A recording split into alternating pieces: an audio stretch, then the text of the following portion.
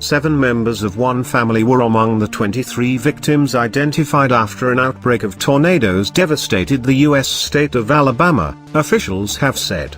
Every victim, including 4 children, was found close to their homes, rescue crews say. The victims range in age from 6 to 89, Lee County Coroner Bill Harris told a news conference.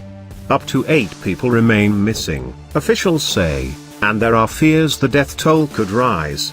We believe that every victim was in the residence when it hit. They all ended up, with the exception of 2, outside the residence, Mr. Harris told reporters, adding that their homes aren't there. They're not there. He added that one survivor lost 7 members of his family, and warned that he may be facing financial issues because of multiple funeral costs.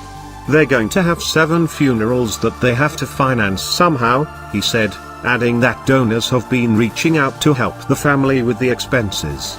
The tornadoes struck eastern Alabama on Sunday, leveling homes and carving a path of at least a half mile, 0.8 kilometers, wide in some parts of the state. On the edge of where the tornado struck, there is the constant buzzing of chainsaws as they try to clear up the hundreds of fallen trees. But up in the Bragard neighborhood, which was directly in its path, there is silence. Where once there were homes, there is now what can only be described as an emptiness. All of the buildings have been leveled, and from the road it's difficult to see that a community was once even here. There's no doubt that some of the most striking images are the cars, which have been smashed, overturned, and in one case actually wrapped around a tree. When you wander through what was a garden and look through the flattened remains, you discover the remnants of people's lives.